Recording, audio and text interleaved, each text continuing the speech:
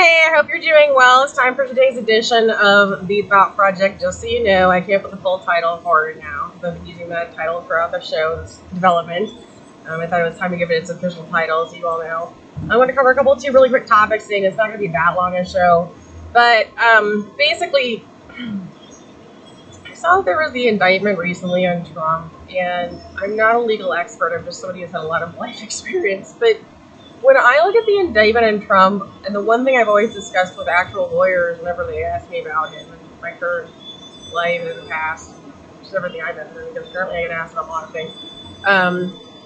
One thing you need to remember about Donald Trump is that he went up against the Russian mafia repeatedly in U.S. real estate, and which they feel like they dominate, right? They're supposed to be the best. They're bullies, right?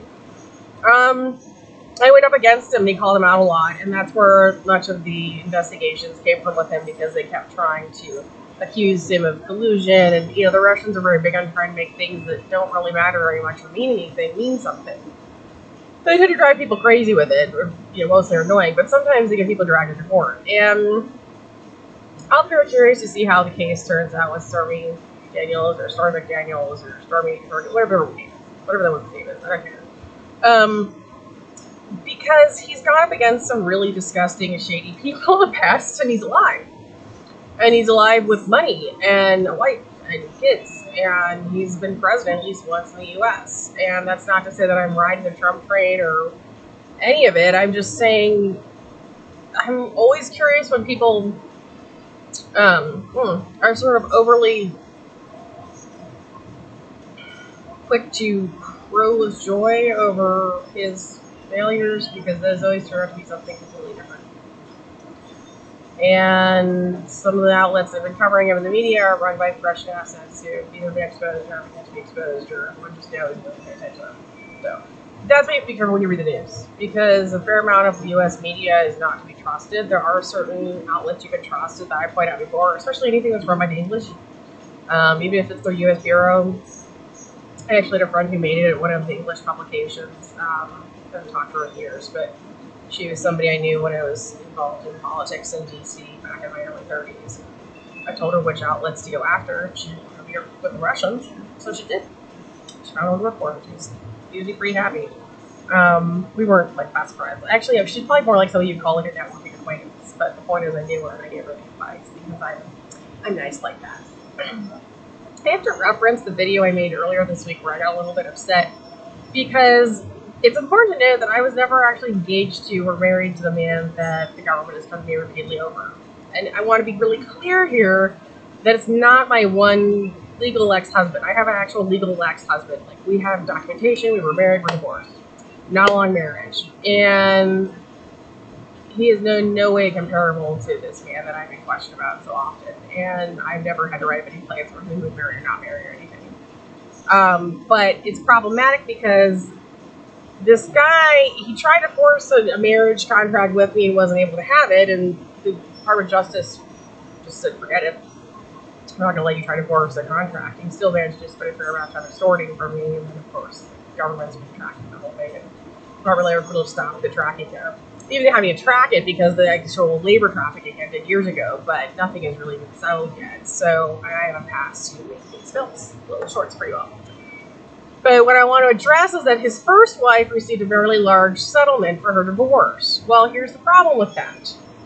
When I was working out in Los Angeles, she actually had the nerve to have her family come to me and ask if she could go ahead and marry him and plan to divorce him over 10 years in advance of actually divorcing him for the settlement. And he's someone that took a fair amount of money from me and from other people for projects that never paid any of us. So consequently, it would mean that a lot of his money that he would have paid her would have come from me. And maybe from you.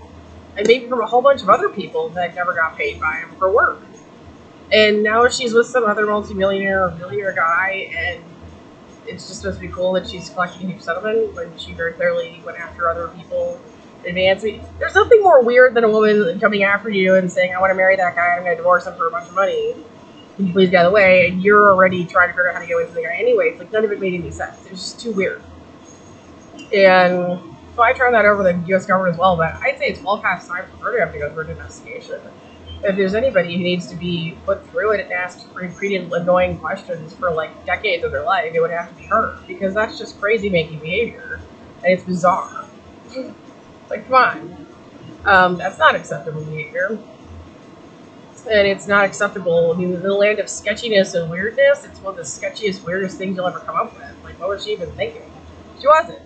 And unfortunately, she was confirmed by a woman who was signed the Chinese government several years ago as being someone that was involved in the fentanyl drug trade out of Mexico. So that's your fun one for the day. I know anybody who's actually followed my materials would know exactly who I'm talking about. This isn't really complicated. But, you know, I get tired. I get tired. I put people. Because I have my own real problems to deal with. As far as my life goes, I'm going to be hitting the road in a week and don't plan to be staying in Charlottesville. I did not see a huge amount of Nazi activity in Charlottesville, but I did see enough for me to realize that I'm going to move on probably and maybe live somewhere else in Virginia, or who knows, but how it is. So today's song is actually going to be by Pink, and it's going to be Who Knew. So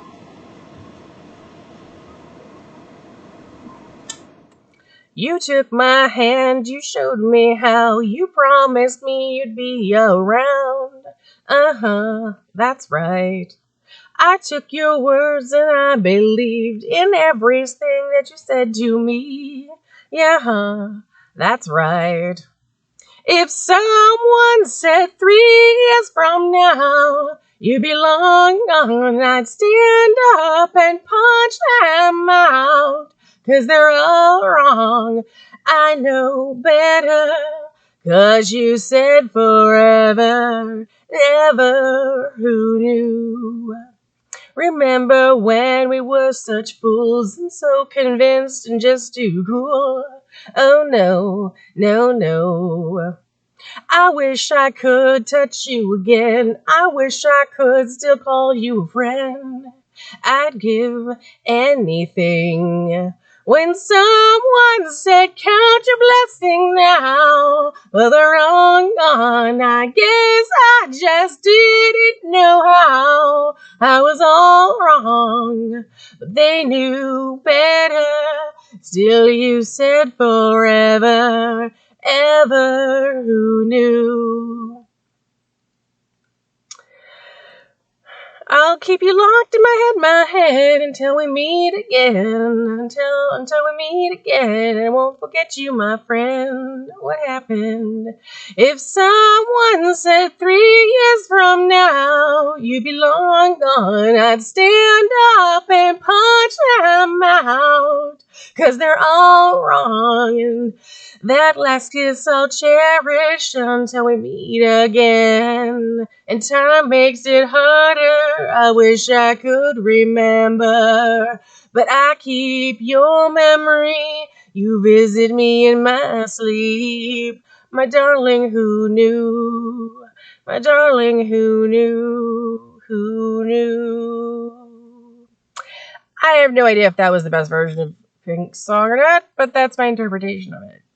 And that's my interpretation as an artist. So hope you're all having a good day and that everything is going well, and I will see you again.